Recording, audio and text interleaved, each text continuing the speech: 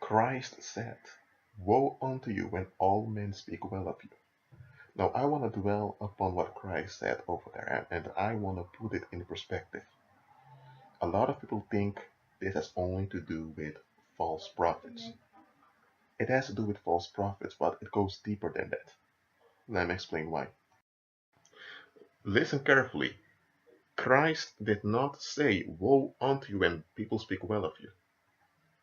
He said, "Woe unto you when all men speak well of you." Now, this is not all in the absolute sense, because practically speaking, there will always be some people that are just going to speak bad of you just because they want to speak bad about people. We have such folks around. You have naysayers. Christ is giving a warning here, because this is a trap many people fall for. Of course, of course, you want people to speak well of you. When people speak well of you, they tend to be friendly towards you. It generates a friendly atmosphere around you. So there's more positive energy following you because people speaking well of you. That positive energy is going to affect you in a positive way. Doors going to open for you. You'll be invited to parties. You may even get a mate quicker because you have a good reputation. So people want to be well spoken of. And there is nothing wrong with that desire to be well spoken of. There's nothing wrong with it. Absolutely not. It's a natural longing. It's a natural longing that should be promoted. And that's what, since a kid, society is training you to seek the approval of society, to have people speak well of you. Now, I'm not going into the social condition of society in this video. That's a whole other subject. But this longing to be well spoken of, it motivates children to comply, to listen to their parents, to listen to teachers, and to cooperate. So there's nothing wrong with the longing to be well spoken of. I hope that is clear now. But there is a trap in becoming attached to people speaking well of you. That's a big trap. And that's the trap many people don't see.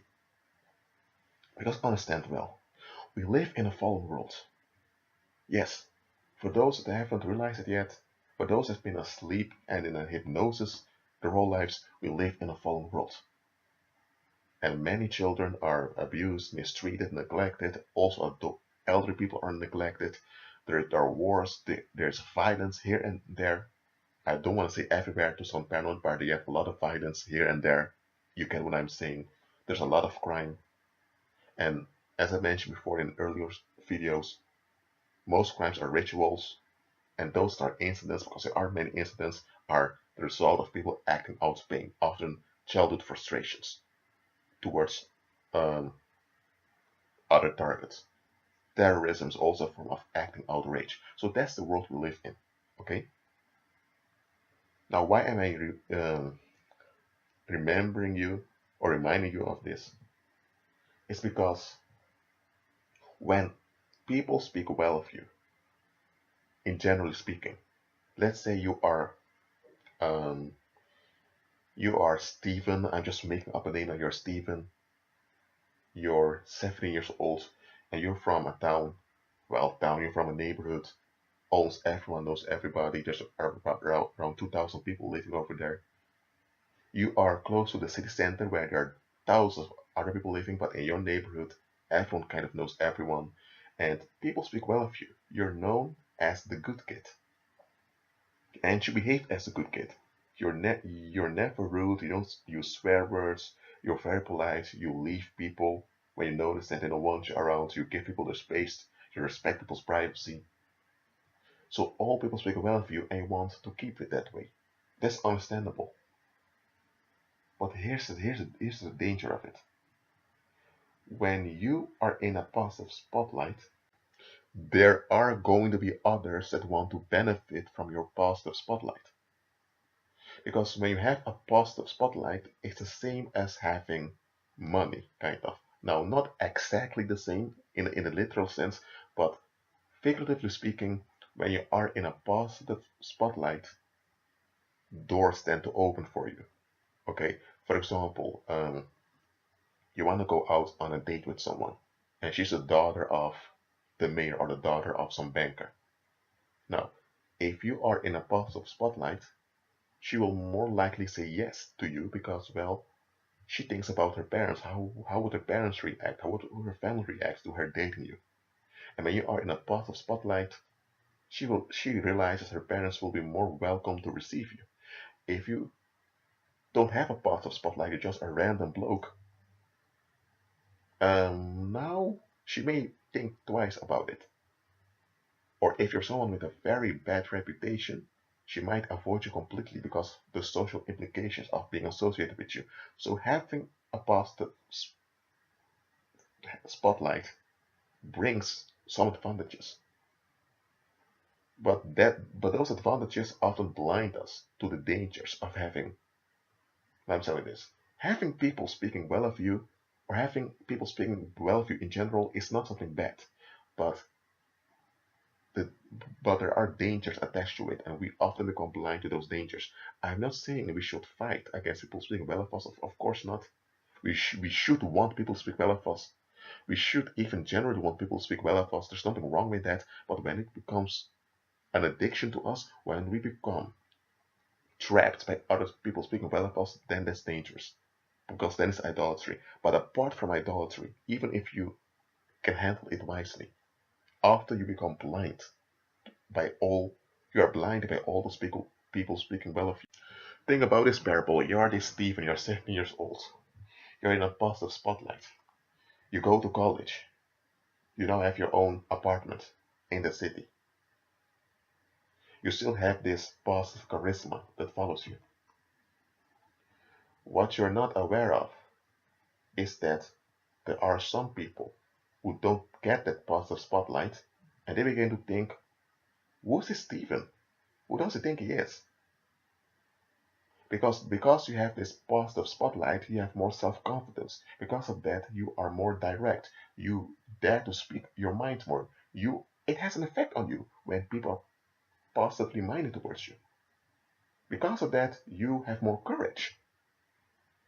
And because of this, you have influence by your own personality because the positive spotlight you were in has, let's say, it has encouraged you to be proactive. And because you're now so proactive, others perceive your proactiveness as aggression. So now there are going to be people upset with you being proactive. They're going to perceive it as an insult, as disrespect, or whatever. But those people aren't going to speak bad about you openly because it will get a lot of people after them. They would say things like, "Why are you talking bad about Stephen, huh? And what the heck are you?" People want to avoid that. But without you being aware of it, anger has been built up against you. Why? Because you were in a positive daylight. Because you were in a positive daylight so often, there were people that built up rage against you.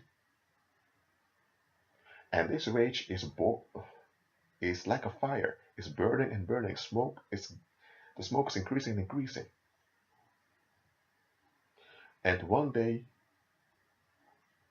you arrive at home, and that's your last day at home.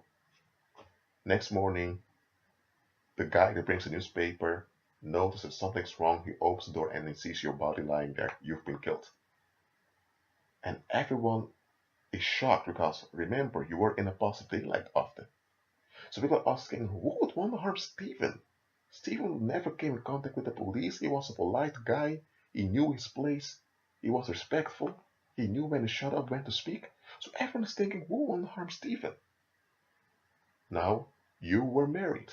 So now they're going after your spouse. They're going after an ex-girlfriend. Or they go after the whole list of people that are most likely to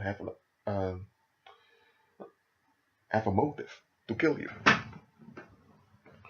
Of course, you're dead now, so you're not aware of any of that. But after about 2 years,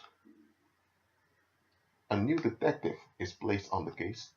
They were about to make it a cold case.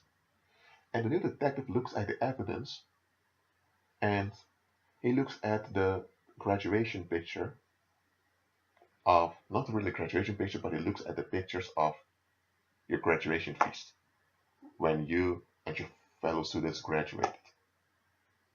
And the police officer's looking at those pictures. And one thing the police officer noticed was that there were some people looking weird at you. And those weird looks were captured on photo.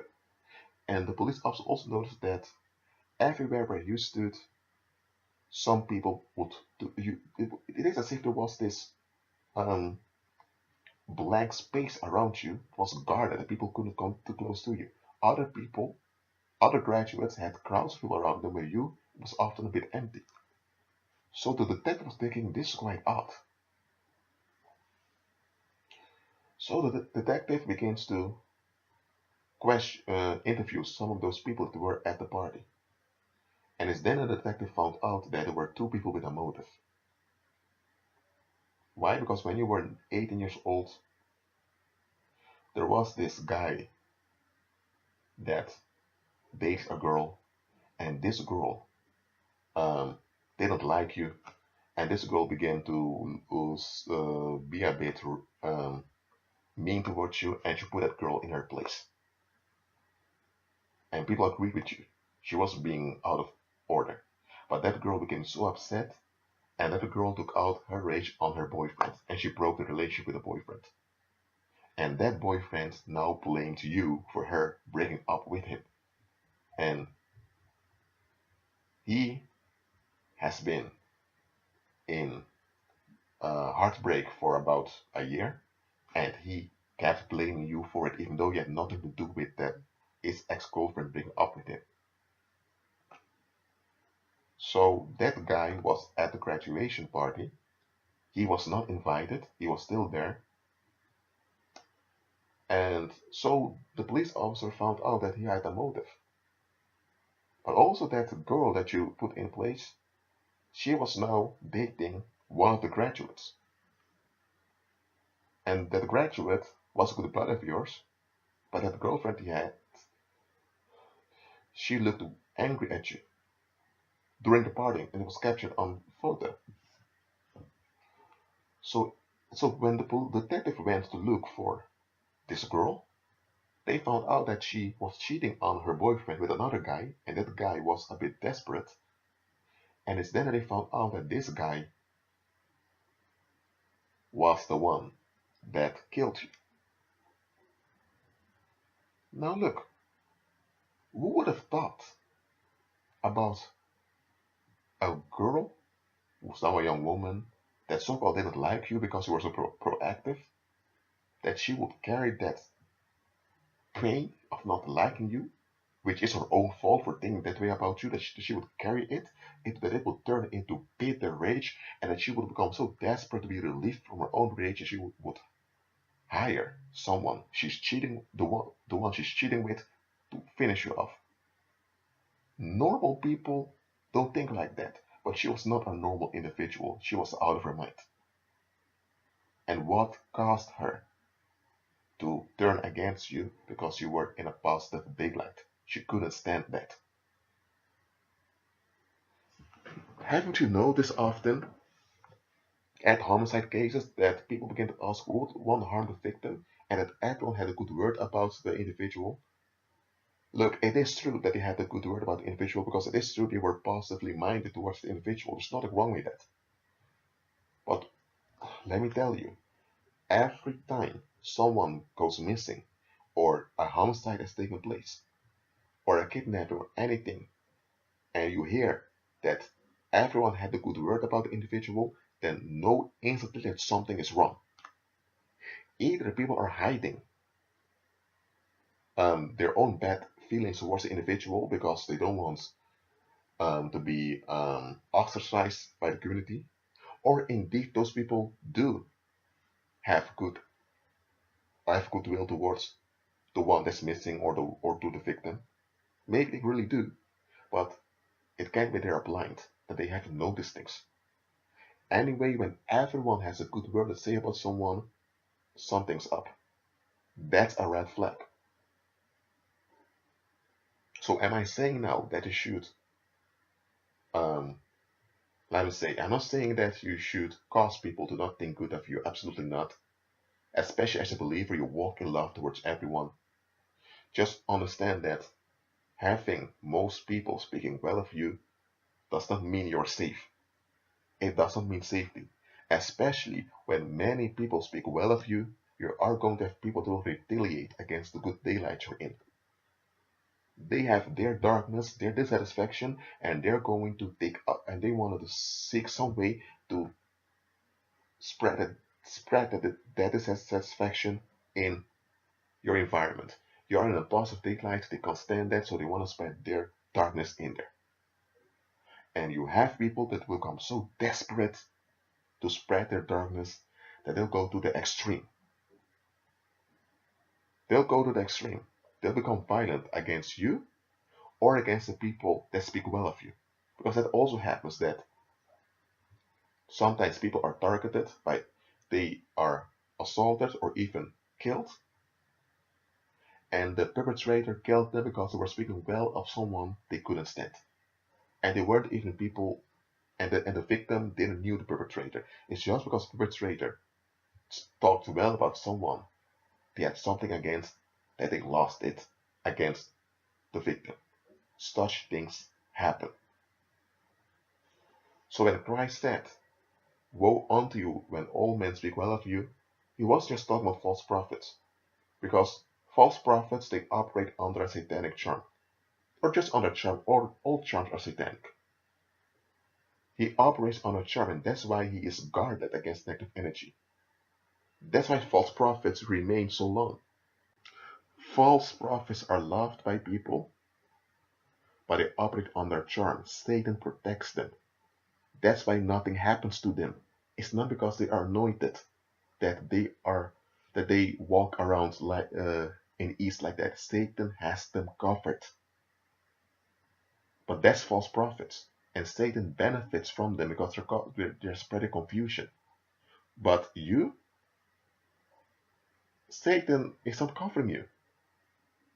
So when all people speak well of you, and there are those bitter people that rise up against you, Satan is going to help you to be distracted by all the people that are speaking well of you, that you won't notice that there is rage building up against you. Satan will do that because Satan knows that, you know what? This guy or this girl or this young woman or young man, they think most people like him or her, and it's true in his or her environment. People like him or her, but there's also rage building up against. I'm going to charm this individual to keep them distracted, so that when the charm works out, man, they're gone, they're killed, or they're beaten, or whatever. That's how demons operate. So you are not a false prophet. So you don't have the paranormal cover that Satan gives to false prophets. But Satan might charm you without you being aware of it to distract you into your doom. So again, there is nothing wrong with having people speaking well of you. And there is nothing wrong with having people speaking well of you in general. There's nothing wrong with that in itself. But in this world, that is often a trap. And this is a trap that blinds you to what you're doing. So always keep your eyes open, especially when it seems as if everything's going at ease and when it seems as if everyone's speaking well of you. Especially then, keep your eyes open. Don't become paranoid, don't become fearful, but be watchful. Especially when it seems as if everyone is speaking well of you. Especially then. Because it's then that Satan often works. Because you are distracted. Well, that being said, be at peace.